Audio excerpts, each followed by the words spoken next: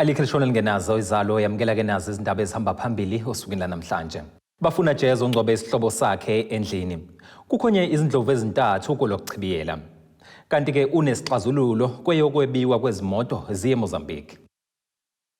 Izindaba ze-1KZN TV zifundwa nguSiyabonga wakaduma. Nina bezulu elidume esandlwane siyakhuleka. Umphakathi wasemadadeni e7 eNewcastle uthi umfuna bolele ejele owesifazane olinganiselwa ke eminyakeni engama-50 oyisangoma oboshelwa ke ukutholakala nesidumbu sesihlobo sakhe sigqitshwe emjondolo wakhe. Lo mphakathi ke usho lokhu ngesikhathi ithimba lihambele kule ndawo emva kokuthi amaphoyisa embili asithola isidumbu sesiqala ukonakala.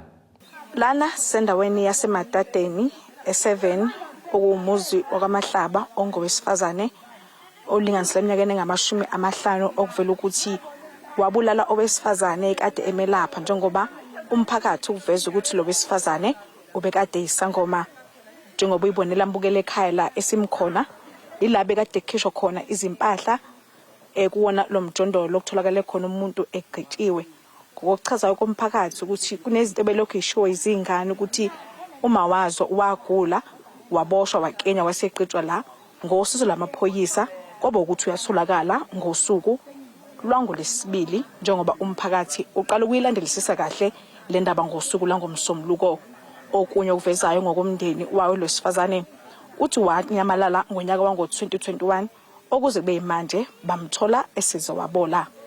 Umphakathi uyasichazela. Lo intombazane wangitshela ukuthi hayi bazofuna umuntu la kuthiwa kujela umuntu la eMkhukhwini. Intombazane yayihlala khona la yanyamalala nje. Kwathiwa ayikuthiwa wayigubhela la eMkhukhwini. Indlela emva kwalokho qhamuka omunye usisa ashangaza ukuthi ukhuluma naye nje anyamalala phela endaweni. Emva kwalokho amaphoyisa aqalisa akasekho sekusela abantu sebalekile. Kuthi ngolwesibili sekukhishwa izinto lana kufike nama-documents. Afika ama-documents nenja ayathi akukho lutho eMkhukhwini lapho. Ahambe ngakusasa la khona ngizwe kuthiwa sebegcwele futhi abantu size namaphoyisa agcwele so sebeyitholile intombazane beyihlala khona angazi ithi anti angazi noma isihlobo sayo sangempela noma umunye umuntu fike kuthiwa yona ke iye gubhayo lapha eMkhukhwini bayigubhisi siyakhomba ukuthi vele ukhona umuntu la babekise ngesivala sebhodi ukuthi ikhanda lingala kubhujwe makugutshwa gcine etholakele losizi bisiyakhipha intombazane lezonke indaba okunyazange ngisakuzwa ke bisixoxa namaphoyisa ngoba suseduzana kodwa yagcina ithe khona okunye sazokukhipha futhi le ethi anti yena esebalekile athi hawu yazi wena ungcono ngoba umkhulu usezezokubona mina umama washona bamgqibe eMkhukhwini emgodini phansi kombhedi hawu ngomphakele ngendlela amaqanda bese ayahamba otshela omunye uneighbor wami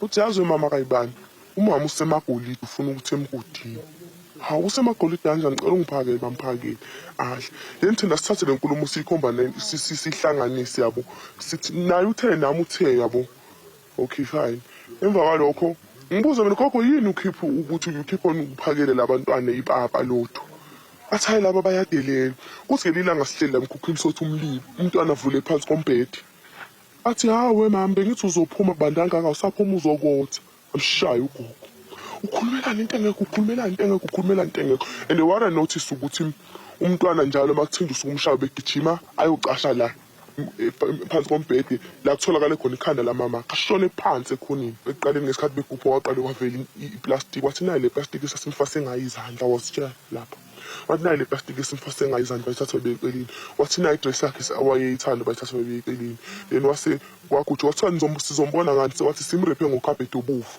then bagubha baze bafike kwikhabhedi obufu basibamkhipha-ke ngoba ngasathutholakala iseshile bana nophrisho cause angibonanga ngangisaba ababona-ke bathi ngathi wayiseshile. Amaphoyisa esifundazwe athi ukhona owesifazane obashiwe osaphekwa ngembuzo. Police in Madadeni are investigating a case of murder after human remains were found buried in a house. It's alleged that on the 14th of February this year, a member of the community arrived at the Madadeni police station to report a 40-year-old woman who was last seen in February 2021 as missing. It's alleged that the missing victim was killed, burnt and buried inside the dwelling in Madadeni. Police proceeded to the scene and found that the community had already started to dig inside the home. The skeletal remains were recovered, and following an investigation, police arrested 2 suspects aged 40 and 50 years old for murder. They are expected to appear before the Madadeni Magistrate Court tomorrow. Newcastle. Uhlalo we-I-Ifp KwaZulu-Natal umhlonishwa uThami Ntuli uthi-ke bathobeke kakhulu beyiqembu ngokuthenjwa ngabantu balesifundazwe kulandela-ke ukunqoba kwe-I-Ifp okhethweni lokuchibiyela obele ku-Ward 4 eMtubatuba ngolwesithathu nokuyiwadi-ke ebiphethwe nguKhongolose phambilini. uNtuli uthi bazoqinisekisa ukuletha uzinzo kulo masipala njengoba-ke i-I-Ifp isiwuphethe ngaphandle kobambisana namanye amaqembu. Usihlalo we-I-Ifp KwaZulu-Natal umhlonishwa Thami Ntuli ubonge izakhamizi zaseMtubatuba ngokwethemba ubuholi baleli iqembu kulandela ukunqoba ukhetho lokuchibiyela ku-Ward 4 eMtubatuba. Le wadi yasala engenakhansela ngemuva kokwesula kwekhansela le-ANC ebelikade liphethe phambilini. uNtuli uthi-ke lokhu kunqoba kuyinkomba yokungahle kwenzeka okhethweni lonyaka ka-2024. Kulezi inkinga ezikhona la esifundazweni lohulumeni okhona njengamanje, abantu ithemba labo libuye livuka ngoba kuphela besazi ukuthi kwewaphatha umntwana waphinda angene imisebenzi yakhe bayayibona namanje yona ephilayo. Manje ke iyona ebuyisa ithemba ukuthi ukulungisa umonakalo khona esifundazweni badinga iqembu elifana neqembu le-I-Ifp. Sithobe kakhulu ke nakubaholi be-I-Ifp nje bebesebenza lapha nama-volunteer ikakhulukazi umphakathi waKwaZulu-Natal lapha ikakhulukazi Ward 4 eMtubatuba ngoba ukuvota kwabo bekulandela ukuba bephinde basivotela ku-Ward 9. Yokhumbula msakazi ukuthi lapha ngo-2021 sanqoba njengeqembu la-I-Ifp omasipala abaningi kusuka lapho-ke nje kuma-by-elections ngisho amawadi kuthiwa phethwe uKhongolose abantu bavotela iqembu le-I-Ifp. Lokho kuluphawu lokuthi siyokhethweni luka-2024 abantu bakwaZulu-Natal basibona ukuthi ngempela singakwazi ukulungisa umonakalo obhekene nabantu balapha esifundazweni sakwaZulu-Natal. uSompisi uthi umphakathi waseMtubatuba usuzothola intuthuko enozinzo njengoba isizoqhoqhobala lo masipala ingabambisene naqembu. Abantu baseMtubatuba siyabathembisa ukuba bazothola intuthuko esinozinzo ngoba into ebimbi kakhulu lapha eMtubatuba ungabikho kozinzo. Kodwa kusethemba kwabo ngaphezulu kwemizamo eminingi ukusebenzisa insiza kahulumeni njengoba nazi ukuthi ungqongqoshe lo wezokuthutha namaphoyisa behambisa ngisho amabhayisekili lapha ezama ukuthenga abantu babavotela iqembu lakhe nalona umnumzana uNtuli abathi kufanele abe u-administrator lapha yana yena uqobo lakho bekhankasele iqembu kaKhongolose. Manje ke kuzo zonke lezo zimo lezo nokuthengwa kwabantu benikezwe inkece eyilingiselo 3500 konke lokho akuzange kukwenza ubanqobe kwenza inzamo yabo yonke iphunzile. Kanti-ke uqhubanga ngokuthi i-I-Ifp izoqinisekisa ukuthi amakhanselayo asebenza ngobuqotho ebeke phambili umphakathi. Silindele ukuthi amakhansela ethu kalandele ibophezelo zeqembu la-I-Ifp ukusebenza ngobuqotho, ukulalela abantu nokuthanda abantu nanokungaqheli ebantwini. Sithemba ukuthi-ke ilokho kwenzani baseMtubatuba bahlale njalo belibona leli qembu njengoba abantu bakwaZulu-Natal belibona njengeqembu ngempela lingaba yithemba lokulungisa umonakalo khona. Ezindabeni ze-1KZNTV kubeka umqondisi Miyeni. Ishoshovu wesilwisana nokuntshontsha kwezimoto kuleli zwe lisumngcelo waseMozambique uJuda Mthethwa uthi babili kuphela abantu abangaqeda lento omungameli balamazwe. Ekhuluma ke nethimba lezindaba le-1KZNTV uMthethwa uveza ukuthi umphakathi waseMozambique buvale umngcele iKhosi Bay eManguzi ngoba ke ufuna izikhulu zivuma ukuxoxisana nabakuleli ngodaba lokwebiwa kwezimoto. Ibonakalisa lokhu iqhubeke njalo inkinga yobugebengu bontshontsho kwezimoto ezingama 4x4 kuleli ziweliswa umngcele waseMozambique eManguzini. Kamuva nje umphakathi waseMozambique uphikishe wavala umngcele ufuna abaphathi bakulela lizwe bahlale phansi baxoxisane neNingizimu Afrika mayelana nokubuyiswa kwezimoto zakuleli. Ishoshovu esilwisana nesihlava sokuntshontsha kwezimoto eManguzi uJuda Mthethwa uthi omongameli balamazwe okuyibona bangaxazulula lenkinga yokuntshontsha kwezimoto. Umuntu ozoxazulula lenkinga upresident of Republic of South Africa umnumzana uCyril Ramaphosa ehlala nomnyuso ngale upresident waseMozambique. Yabona indaba ukuntshontsha kwemoto akekho omunye umuntu ozoyilungisa ngaphandle kwabantu ababili. Noma ungalethi uminisa noma ungalethi ubani sesibambe emhlanje sikhathele. Sifuna izinto ezintathu. One, ukuthi uhulumeni wakithi akakhulumeni nohulumeni waseMozambique kubuye izimoto ziningi ziseBella Vista, ziseMatola, zile kaKhathwane ziningi. Umthetho uthi inkinga enkulu ibhekene nabantu baseMozambique njengoba iningi labo lingasakwazi ukuza kuleli ngenxa yalezigameko zobugebengu. Kuzokhumuleka ukuthi kamuva nje kushiswe ibhasi nezimoto ezincane esisuka ezweni laseMozambique ngenxa yentukuthelo yomphakathi wakuleli.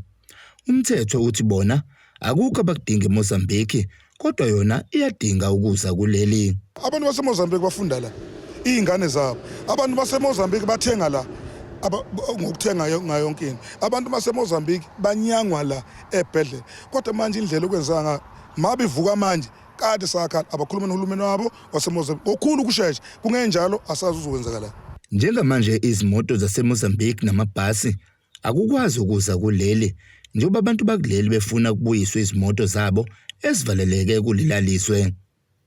Ezindabeni ze-1KZNTV kubika uThabani Maphumulo eRichards Bay.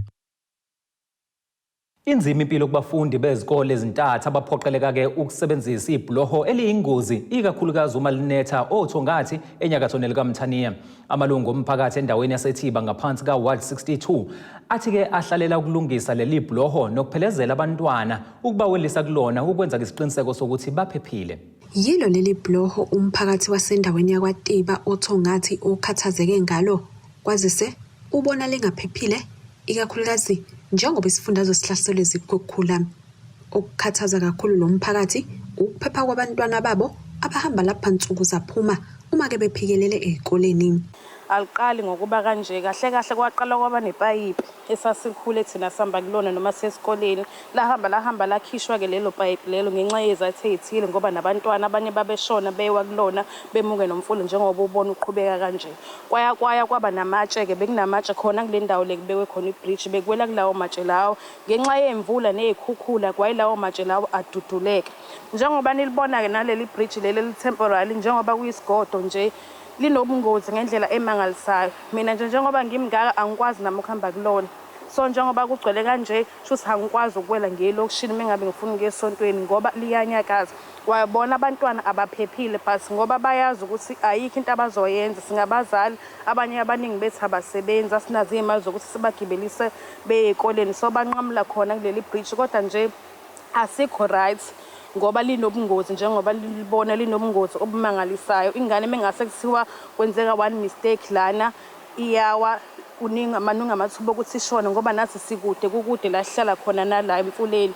Two noma kunjalo nje lisangabhodloka noma inini mekuthiwa khona ezinye imvula ezizayo futhi leli bridge lisangabhodloka noma inini abantwana bengakwazi ukuya esikoleni nathi singakwazi ukuthi siwele. Ngokuthola kweziko leindaba likhona elinye ibloho elikhona endaweni kepha ubugebengu budla lubi nosekholele ekubulaweni kwabantu.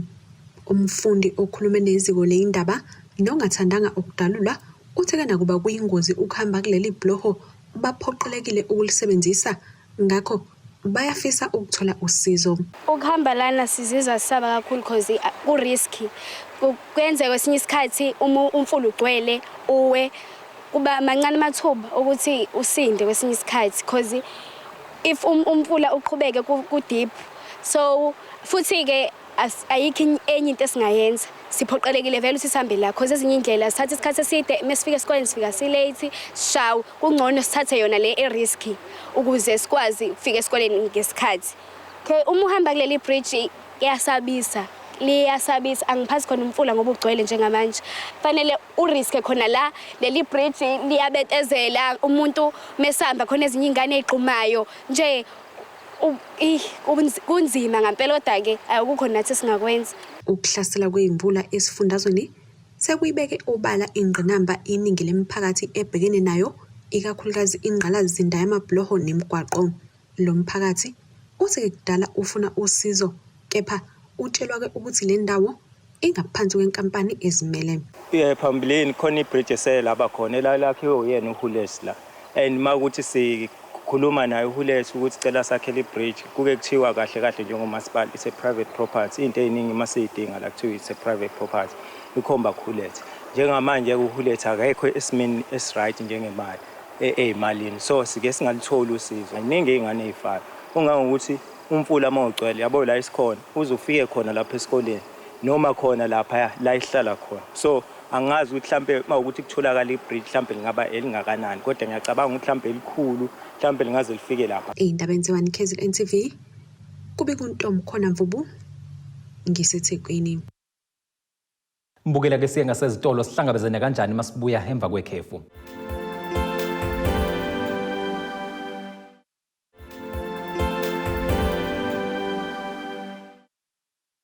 Asikubingelele siphinde sikwamukele monga usanda kusijoyine ubukela izindaba ze1KZNTV zifunda usiyabonga wakaduma yamukela ke nazi ezihamba phambili. Bafuna Jezo ngcobe isihlobo sakhe endlini. Kukhonye izindlovu ezintathu kulokuchibiyela. Kanti ke unesixazululo kweyokwebiwa kwezimoto ziye Mozambique. Ugcine ubuyele ezandleni ze-Team Sugar SA Ward 31 eNewcastle emva kombango onzima obuphakathi kwe-ANC nayo kanjalo ne-EFF. Leli qembu litholele ward emva kokuhoxa kwe-I-Ifp kulolu khetho ngoba ke ithi yeseka leli qembu ngoba ke isebenzisana nalo kumasipala. Kushiya imibuzo kwabaningi ukubonakala kwimphumela amalungu e-I-Ifp nawo evela kuhlu lwabantu abekade bevotile yize kade kwaphuma isimemezelo sokuthi I-Ifp iyahoxa kulolu khetho. I-Ifp ngesonto ledlule yamemezela ukuhoxa ngoba ithi dedela i-Team Sugar ngenxa yokusebenzisana abanakho kumasipala eNewcastle. Echazo ntuli ngalokhu uthi ukutshelwa kwabo ngomzuzu wokugcina ukuthi bahoxe ku-IEC kube nzima ukuthi kukhishwe igama le-IFP ingakho abanye abantu abamalungu wabo bevotele yona i-IFP. Udaba lase Newcastle Ward 31 isivumelwano sokuthi ase contesta njenge-IFP sisithathe esikhathini sesize sa register i-candidate. Manje ke ubuso be-IFP ngoka IEC bengabe kusakwazi ukuphume kwi-voters roll. Ngokuthandwa kweqembu le-IFP abantu balivotela lingasekho okhethweni ngoba sikwazile ukucosha amavoti angaphezulu ka-200.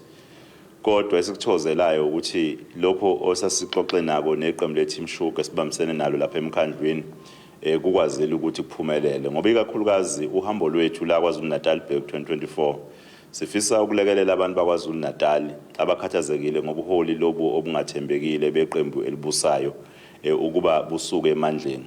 Ingakho la okusokufanele khona njengamaqembu la aphikisana amancane kube khona ukubambisana ukuze silekele abantu bakwaZulu Natal ukuze bakwazi ukuthi bavikeleke kwi-corruption baphinde futhi bakwazi ukuvikeleka kuhulumeni ungabaletheli usizo noma idingo zabo senze njalo. Kuvela izintolo zokuthi upheko langaphakathi ilona oludala ukuthi kube khona amalungu e-IFP ayishaya indiva indaba ye-Team Sugar. Ntuli uyichithile leyo mbiko. Awu amampunge lawo ngoba isinqumo lesi-NEC yeqembu la kuhlala khona isigungu sonke eseqembu akusona isinqumo sekomiti leyo noma losobuholi besifundazwe. Ngibona ukuthi nje amampunge lawo into engena sisekelo.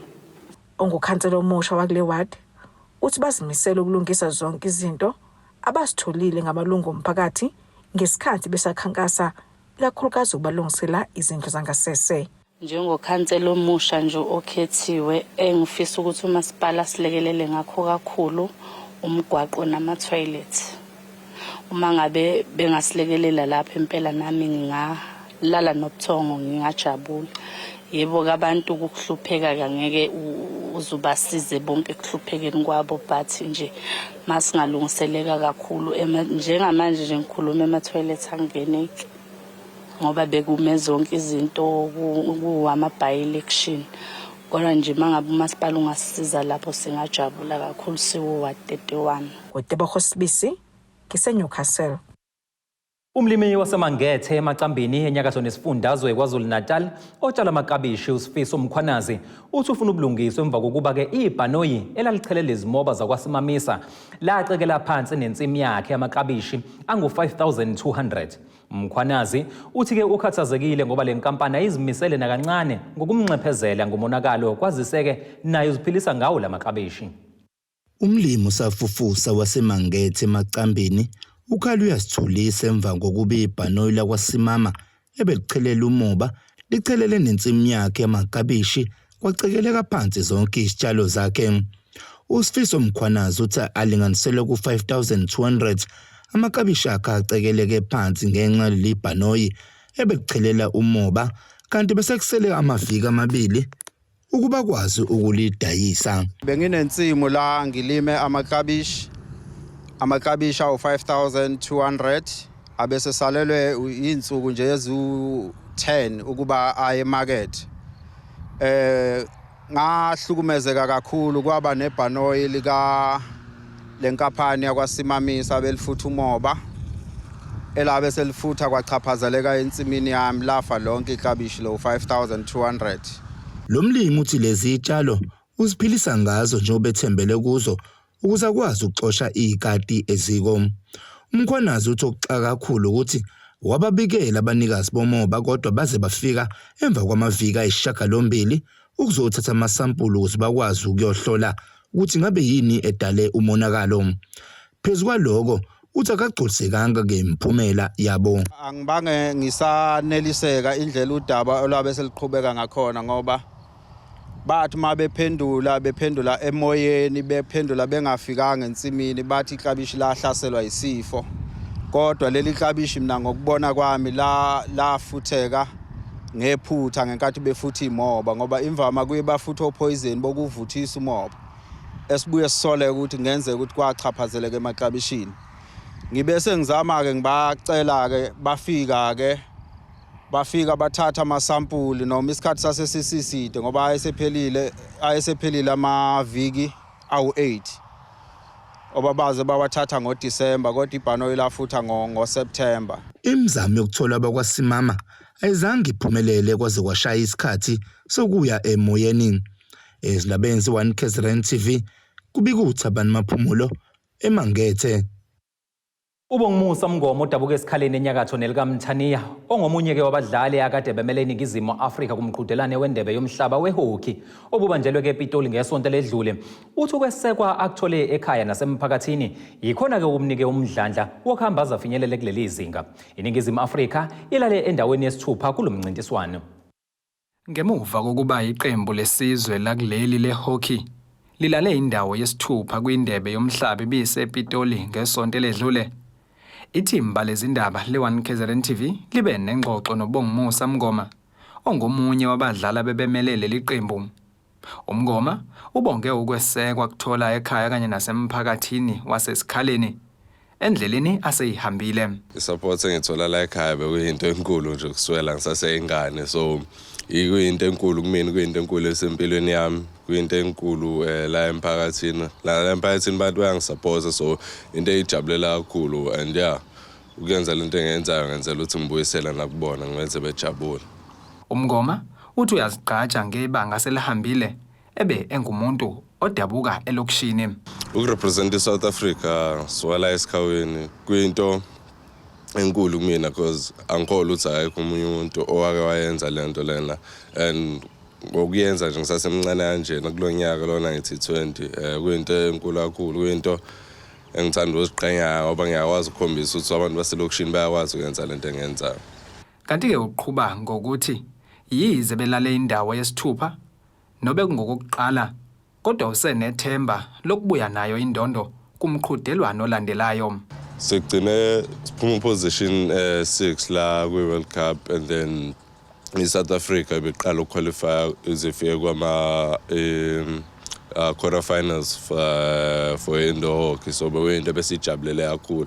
Of course ukuphuma number 6 besingakujabulelanga kakhulu kodwa qualify besikujabulele kakhulu, and then yeah, njengoba siphuma top 10 for the first time ama-heights esingafisa ukwa-reacha in the next World Cup ngaba sifike kwi-semi-final and then potentially sebekuyiposition yokuthi sikwazi ukubuya nemedal nathi emakithi.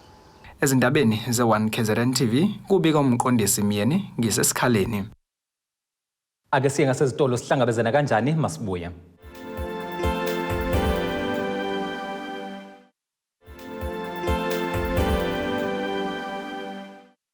Asiphinde sikubingelele sikwamukele futhi mbukeli mongabe usanda kusijoyina ubukela izindaba ze-1KZN TV nazi ezihamba phambili. Bafuna Jazz ongcobe isihlobo sakhe endlini. Kukhonye izindlovu ezintathu kulokuchibiyela. Kanti ke unesixazululo kweyokwebiwa kwezimoto ziye eMozambique. Ake sikubhekele engosini yezomnotho.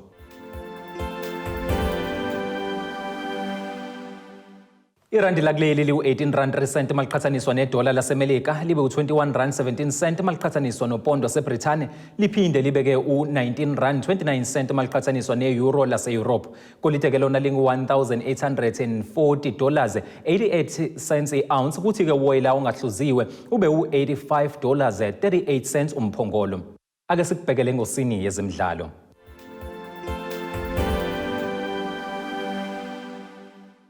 Unozinti weMamelodi Sundowns uKennedy Mweni usephumele obalo waveza ukuthi ke usenguye unozinti waleli qembu ozobonakala ke ngisho enkundleni yize ke noma ke esigexebezwe ngesikhundla sokuba ngumqeqeshi wonozinti kuleli qembu.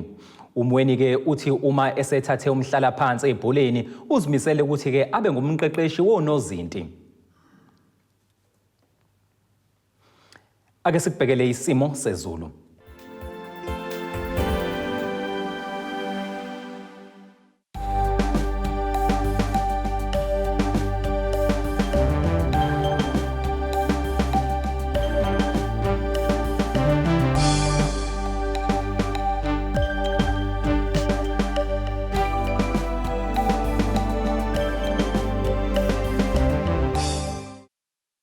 Mbukeli kungaka kade sikuphathele kona izindabeni zanamhlanje sihlangabeza futhi ngesikhathi esifanayo kusasa.